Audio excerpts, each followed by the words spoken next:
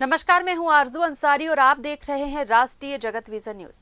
छत्तीसगढ़ शराब घोटाला मामले में पूर्व आबकारी मंत्री कवासी लखमा को सुप्रीम कोर्ट से बड़ी राहत मिली है। आज हुई सुनवाई के बाद शीर्ष अदालत ने उन्हें अंतरिम जमानत देने का आदेश दिया है। करीब 1 साल से जेल में बंद लखमा अब जल्द ही जेल से बाहर आएंगे। चीफ जस्टिस सूर्यकांत, जस्टिस जयमाल बागची और जस्टिस पंचोली की पीठ ने ईडी और ईओडब्ल्यू दोनों मामलों की सुनवाई के बाद ये आदेश दिया है।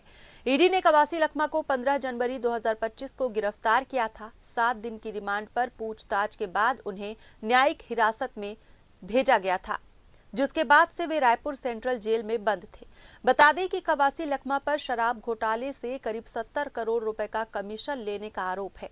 ईडी का आरोप है कि पूर्व मंत्री और मौजूदा विधायक कवासी लखमा शराब सिंडिकेट के अहम हिस्सा थे और उनके निर्देश पर ही ये नेटवर्क संचालित होता था।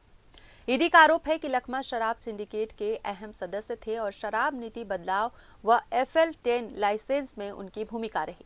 एजेंसी के मुताबिक 3 साल में उन्हें करीब 72 करोड़ रुपए मिले और घोटाले से सरकारी खजाने को भारी नुकसान हुआ।